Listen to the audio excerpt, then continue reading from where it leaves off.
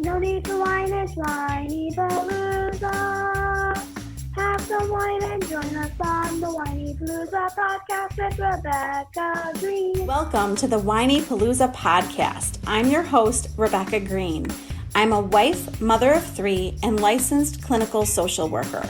I also have 3 fur babies at home too. My passion has always been to help children and their families. I always dreamed of being a wife and a mother. Parents are always learning through their struggles, failures, and successes and joys. I am no stranger to this wild ride of parenting, and I know behind every great parent lies a team of supportive friends and family. I want to be part of your support system. I want you to know that you are not alone. We are in this parenting world together. Join me every week for insightful discussions with experts on parenting and marriage, as well as other parents who have found the secret to successes in parenthood. You'll learn tips and tricks to make life with your family better than ever. I hope you will follow along with me while we dive into what it takes to achieve a happy family. Hello, everyone. This is Rebecca Greene for the Whinypaluza podcast. Today is going to be a little different than my normal Friday episode. Today, I had the pleasure of being interviewed by Emmalou Penrod, let's say it right, Emmalou Penrod, on her podcast, In Support of Families. So go find her. She is a wonderful lady, and I loved getting to talk to her. She is a wife, mother, grandmother, retired school teacher, author, and owner of the business Healing Your Families. I had a fabulous time having her as a guest on my podcast, and now I got to be a guest on her podcast. So I thought that you would enjoy hearing it. So we are going to share it with you. I hope you will enjoy it. I hope you'll listen. I hope you'll learn something, and I hope you will go find Emmalou Penrod, Penrod, and her podcast is In Support of Families. So go check her out. She is such a knowledgeable lady, and I hope that you enjoy this episode today. Thank you for joining us today. I'm talking to Rebecca Greene, and she is an author, blogger, and podcaster. And I love her title, Whinypaluza. Rebecca, welcome. Thank you so much for having me today. I'm so excited to be here. And I'm really curious about that title, Whinypaluza. And I need to tell you, I love this book. What I appreciate the most about it is you're talking very realistically about motherhood, but you're keeping it positive. It isn't just a negative, venting. It's overall, your tone is so positive. You're showing motherhood for the grand adventure that it is, and yet being very genuine. So thank you so much. Tell us about that book, how you got started. Yes. Well, I was working prior to my children. I have my master's in social work, and I was doing therapy with families whose children had severe behavior problems. And I absolutely loved it. And I had so much time and so much energy for my families that I worked with. And then I had Max, my first baby. And, everyone is so different. I don't judge anyone. We all have our own journeys. I did not predict this, but I looked at Max and I cried for my whole maternity leave. And I begged my husband to stay home. And he was so stressed out. He was like, we need your income. I'm like, my income's going to go to daycare. I'm like, we don't need my income. We're just going to pay for daycare. So I pled my case for, the however many weeks of maternity leave. And he took me seriously. He said we would make it work. And I had the privilege of staying home with all 3 of my children. But at first, well, not at first, we all know parenting can be stressful, but I was really overwhelmed. New baby, then another baby, then another baby. And when they're young, it's overwhelming different now, which we will talk about. But back then, my coping strategy became writing it out. Get it out onto paper, write it down. And my husband Seth kept reading it and he was like, this is a blog. Now, mind you, I knew nothing about blogging, knew nothing. And my wonderful husband started this blog, which evolved to a vlog, which is a video blog, and which now evolved into a book and a podcast. So it's been a wonderful journey. So you're just sharing your very real experience combined with your background. Yes, yes. It sounds like you understand a lot about children behavior and how to help behavior improve or be more positive. Yes, and as I was writing it down, as I was getting it out, it was relieving the stress and it was making me look back on, the therapist I would go into the writing, and it would look at the therapist in me would look back at how I handled certain things, and I would learn through my writing, and I would share that. Like, this is how I wish I would have handled it. These are the good things I did. This is what I could have done better. And then tried to use that the next time the same behaviors or new behaviors came up or new challenges came up. And you will see, because book 2 is going to come out, but you will see from book 1, page 1 to book 2, last page, the writing has evolved and changed over the years. So the journey through starting with them as babies to now a couple of them are teenagers. So it's just been, a learning experience for me that started for me, that then other mothers were reaching out to me and going, oh my God, I'm not alone. She's going through this too. And I love hearing about this because it makes me feel so much better and it gives me some tips. I think that's one of the hardest parts of parenting, is that feeling of isolation, of feeling like no one else understands, you're in this alone, and it is rewarding and challenging. Well, and it's the hardest job we will ever have, and it's the most wonderful job we will ever have. And I think that the mothers that I have had the privilege to talking to over the years, I've noticed a lot of shame in revealing innermost thoughts.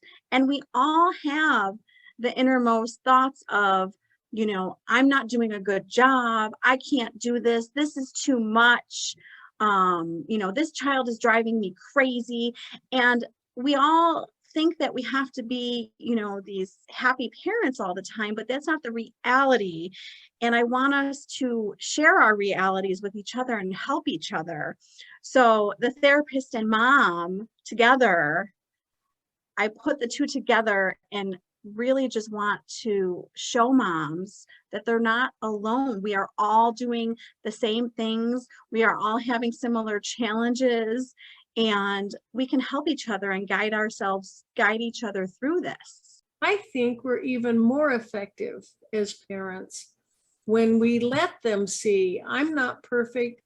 I made a mistake, and now here's how I'm going to correct it, or here is how I will improve. We're modeling that for them. And I think it's our genuineness. I think about what endears my mother to me, and it's her humanness.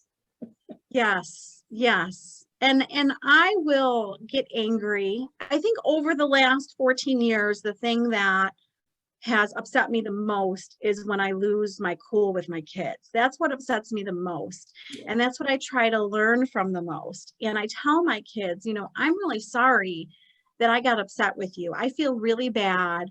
I wish I would have taken a time out, taken some deep breaths before I responded to you.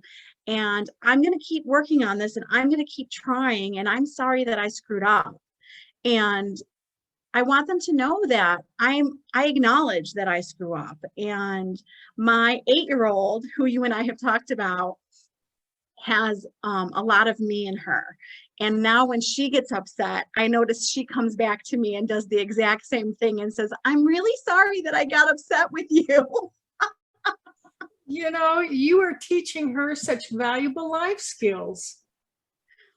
I am so much more concerned with their mental health than what they're learning in school. And I know that sounds, some of the teachers who are going to listen to this are like, what is she talking about?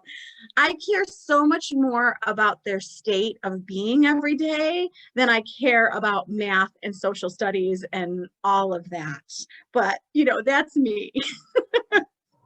I'm going to agree with you there.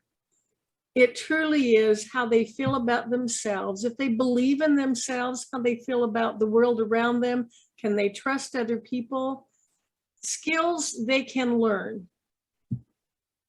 Yes. We're talking about in the job, on the job, in the marketplace, people are more likely to lose their job because they have trouble getting along with others when they don't understand the jobs. They can't do the job skills. So it really is, that mental health part is huge. Well, and I feel like if our children are in a good state all day, and it's not going to be all day, there's going to be moments. If they can take care of their brain and have the positive thoughts, the encouraging thoughts, the I feel good about myself thoughts, then the learning comes so much more easier than when they're struggling with a situation in school. So I want to take care of their mental health so that they can be a better learner. I think we're really on to something here, Rebecca. Can you realize how much more smoothly our society could run? I firmly believe that families are the foundation of society. And you are raising children who will be good citizens. They'll be honest. They'll be problem solvers. They'll be looking for ways they can help. Can you imagine, just imagine how much our crime rate could go down, violence, vandalism, if everyone could be raised with feeling good about themselves, confident, capable, and feeling a desire to connect with others and to serve. We could just raise the whole vibrational level. I love this, Rebecca. It would be, well, and it stems from things that we have learned through our life. And, I relate to my kids so much when they talk about their worries and their anxieties. And I remember being in school and being so much more concerned about what I was anxious about than what the teacher was saying. So I know that if I can help them be less anxious and more confident, that they're going to have such a better experience and they're going to actually listen to what the teacher is saying. Exactly. Yeah. I think you're really on to something valuable, and I love the way you are helping so many parents. So one by one. Yes, one by one. That's my motto, making the world a better place by strengthening families one at a time. And you start with your own, and then you start to look out for, how can I support my neighbor? How can I support members of my extended family? Sometimes it's as simple as offering to watch their children so they can have an evening out or take time for some self-care. I love that. I will tell you that women think that we have to be superwoman. And I will tell you, when I started writing, many years ago, I thought that I had to be superwoman. And I thought I had to do it all. And I was crumbling inside. I couldn't keep up. I was stressed out all the time. I was overwhelmed. And I was modeling this for my kids, that they needed to be super people who were doing things all day long. And through the years, I have realized that that is one of our biggest problems as women, is thinking we have to do stuff all day. And I didn't connect with the being part, just be. I would sit down on the couch and I would instantly feel guilty and think I had to get up and get something done. And now I can sit and I can relax. And I know that that's part of being a good parent and being a good wife. And I think that's one of our biggest issues as women, is just thinking we have to do all day long. So that's something I have learned over the years. It isn't realistic. It isn't healthy. Now, my heart goes out to the single mothers who do have to do it all. Yes. And ironically enough, self-care becomes even more important for them, even more Yes. critical. Yes. How much, this is where the neighbors, the extended family can come in. I would love to think that there are men in the neighborhood who are going to volunteer to fill in for that father role, and Yes. Yes. Offering support and encouragement. Well, and we have to be brave enough to look for it and ask for it, because we can get trapped into the, my family unit has to do everything. And my husband will say, I have to work late, and I have 3 kids in 3 different activities, and I can't be in 3 places. So when he says he has to work late, I can feel the stomach clench inside of me and go, oh my God, why does he think he can work late when our kids are everywhere? So I have to be brave and say to my parents, my friends, my community, I need help. I need you. And that, everybody needs help. None of us can do it by ourselves. It's not possible.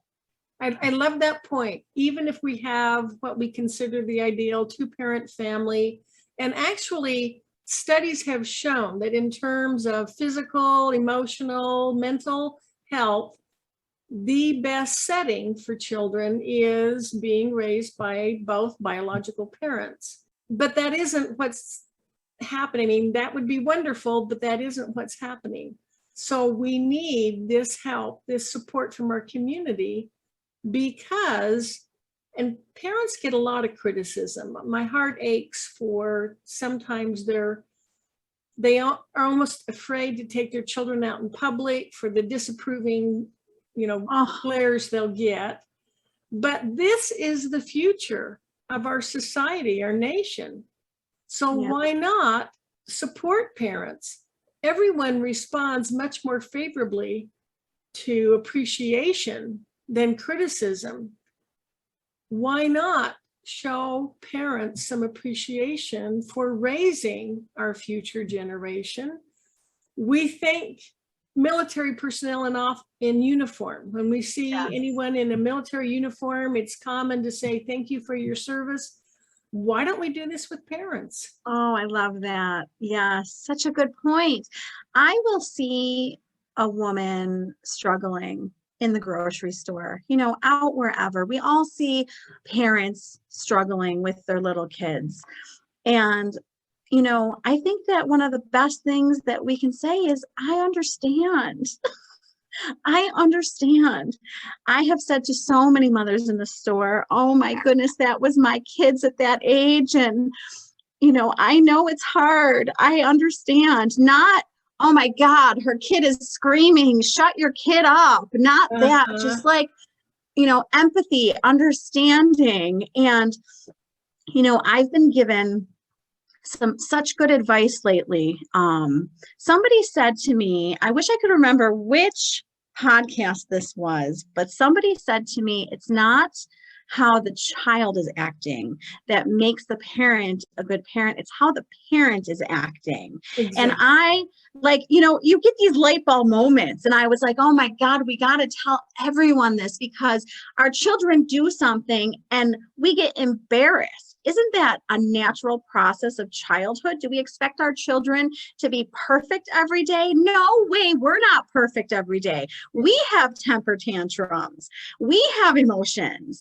So when my 8-year-old is having a temper tantrum about something, I have totally turned it around from, I have to get this under control. She needs to stop right now. I need to help her with her coping skills this instant, to, okay, focus on yourself, focus on your own state, keep calm through the storm, And if you keep calm through her storm, you're going to help her through it versus focusing on controlling her right now and making it explode. You just said something very profound right there. Focus on yourself, keep yourself calm through the storm. I remember being so concerned about what other people would think of me as a mother, Yes. that I didn't focus on what was best for my child. And I know. that's one thing I regret, is if I had been able to focus on what my child needs, what is best for them. And I love that, staying calm through the storm. She's been my greatest parenting teacher, let me tell you. And we learn every single day. I always tell myself, I've taken it from expecting myself to be perfect every day to what have you learned today that you're going to do even better tomorrow. And it always presents itself to me as an opportunity, because I remember back when Lily was like refusing to join in at a birthday party, and she was just melting down, hiding her head in my lap, just exhausted, didn't want anything to do with it. And I was so embarrassed. And I was like, Lily, just go play with your friends. Just go. And I made it worse because I was frazzled and embarrassed. Well, the opportunity presented itself again. And there we were at a bounce place. And it was dark and it was loud. And she had just had a long day. And she was hiding herself in my lap, not wanting to engage with her friends. And I said to myself, here we are. Here is your opportunity for growth right here. And I rubbed her back and I talked to her calmly. I know you're tired. I know it's dark. I know it's so loud. You let me know when you're ready. And I was just quiet with her, holding her as all her friends were running around. And I'll tell you, within minutes, she was off and running. And I was like, oh my God, that worked. You met her needs. Yep. So we learn. We don't do something right the first time. And then I always tell parents, let's evaluate it. Let's look at what are we going to do the next time. And I really try to practice what I preach. So I did it wrong the first time. So what am I going to do the next time? You didn't do the same thing. Would you say that parenting is parenthood is definitely on the job training? Oh my God. Well, it's funny because Seth jokes with me, my husband jokes with me, because, you probably totally understand this. I have a therapist in my head at all times. Yes, is it on the job training? 100%. However, I will tell you that the therapist in my head almost always is telling me what the right thing is to do, but the mom in my head does not always listen. You sound human, Rebecca. Yes. So the therapist and the mom discuss afterwards. So I will continue to make mistakes. We will all, continue to make mistakes, but I really want to be the best version of myself for my kids. And it's so motivating to me to do a good job for them. So I just keep trying and I just keep growing as a parent. And I like what you said about being the best version of yourself.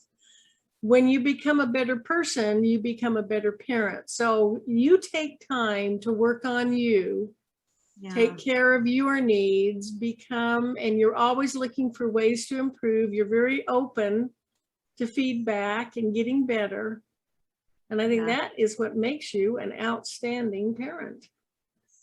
I certainly am trying. For sure. We learn every day. We absolutely do. It's been such a wonderful 14-year journey. And my son started high school and, I had my moment of sadness, like, where did my baby go? Like, where is he? And I know you understand this. And then I pulled up to high school to pick him up from soccer. And I had this moment of, there were athletes everywhere, people running track, the golfers were waiting for their bus, the soccer players were getting on a bus, the football players were practicing. And I had this amazing feeling of, oh my goodness, we've arrived at high school and this feels like such a fun new adventure and I'm so excited. So do I mourn having babies? Oh my God, I loved having babies. But every new journey is just so exciting. So I'm excited to see what we learned in high school now. I would remind myself that my objective is to raise an independent adult contributing to society.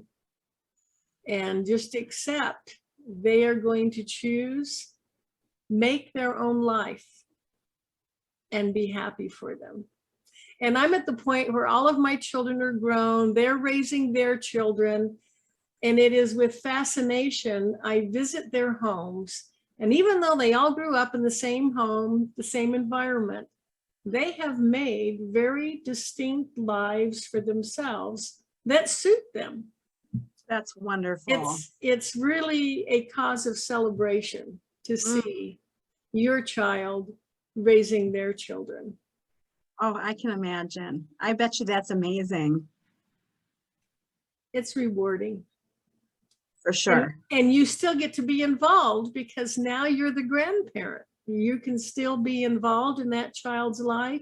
You can support your children. I set a standard to give them a date. And I would, at the time I started this, I had 4 children who had children. So every Friday I would rotate and babysit for one set so they could have a date. And I would remind them of how important that marriage relationship is. The parents need to be on the same page. You're blessed to have a husband who really supports you, have that teamwork. That's a precious, precious relationship. So. Well, and you know that who we marry, I tell my kids this all the time, who you marry is like one of the biggest decisions that you make in your life. And it's one of the most important decisions that you make. And I picked someone who really complements me. We are very, very different. And we were just talking the other day about how we need each other and we need each other's differences, but the differences can annoy each other. Oh yeah. So, so we're talking about college and you're not going to be surprised by this. And I'm like choking talking about college. And I'm like, okay, Seth, there's going to be a radius requirement and I'm going to have to be able to drive to them, to get to them for safety purposes. And Seth looks at me like I am crazy. And he was like, Rebecca, they can go wherever they want to go. Let them fly. And I was like, oh, I'm going to kill him. And I was like in the car and I was like, okay, calm yourself. Don't respond when you're angry.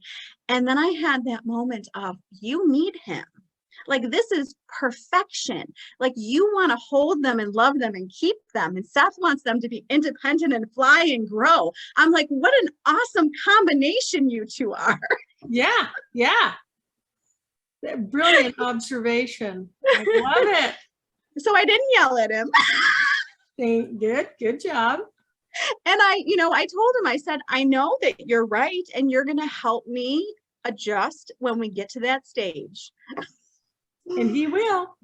Yes. Even though I would like to keep them within a radius of my home. Yeah. Yeah. And that is needed. It is appropriate for parents to protect their children. Parents will get a lot out of listening to your podcast. You have a Facebook page and a Facebook group. I'll have the links on my website, but you want to just go ahead and say what they are. So yes, I would love to. So you asked me, I'm going to tell you quickly where the name came from, and then I'm going to tell you all the ways you could, because I forgot to answer you. So back when I started my blog, and Seth was like, this is a blog, let's go. And I was like, what are we going to call this thing? And he was like, well, they're always whining and you're always taking them to a party. There was always a birthday party when they were little. And he got the whining and the party and he made it Whinypaluza. And I thought it was hysterical. And I will tell you, a few years ago, I was like, no, I need something more positive. Like I need something like, heart and soul parenting. Like I need something more true to me. And he was like, no way. He was like, you have branded yourself. You are sticking with this title. And I have asked so many people about it and they tell me it's unique and funny. So I have kept it. It is one of a kind. Yeah. It is one of a kind. So my children whining and going to birthday parties is where the title came from. So it started as a blog that is released every Wednesday morning on my website, whinypaluza.com, and on my Facebook group, on my Facebook page, Whinypaluza. And it is a new parenting or marriage topic every week. So people will ask for topics, or it's a topic from what I'm experiencing with my own family. The topics come from so many facets of my life. And every week it's a new topic. And then at 9:00 at night on Wednesdays, we go live on Facebook and my family talks about the topic as a video blog. So that's called a vlog. Uh-huh. And then every Friday, there is a Whinypaluza podcast aired. And that is me getting to talk to parenting and marriage experts. And I am having the best time talking to people about so many different topics. So that is every Friday morning at 9:00. And what am I forgetting? The book? Should I talk about the book? Yes. So the book, the first book, Whinypaluza, is out. The second book is coming soon, and you can find that on Amazon. And I did one more step recently, and I started a Whinypaluza Mom Facebook group because I wanted another way to help these moms that I'm talking to not feel alone. And I wanted to form a group where people could talk about tips, challenges. I wanted to do, contests and challenges to give away prizes because I love giving presents. So you can find the Whinypaluza Mom group on Facebook. So I think that's everything. Wonderful. Yes. Valuable resources. And I remember I had the honor of being one of your guests and enjoyed that very much. That was so much fun. I absolutely loved learning about you and talking to you, but am kicking myself for not asking you how many kids that you had during the interview. So if we ever do it again, I will not forget that question. All right. Rebecca, it is a joy to talk to you. Thank you so much for how you are strengthening families, supporting parents, and sharing your valuable experience. Well, thank you so much for having me. I absolutely love getting to talk to you. You have a great day. You too. Thank you so much. Thank you for tuning in to the Whinypaluza podcast. If you like what you heard, please be sure to subscribe so you never miss an episode. While you are there, leave a review. I love to hear your feedback. Thank you so much for listening. Until next time. This show has been produced by Market Domination, LLC. To discover how you can have your own show completely done for you and turn it into a real published book and become the authority in your marketplace, go to www.marketdominationllc.com/podcast offer.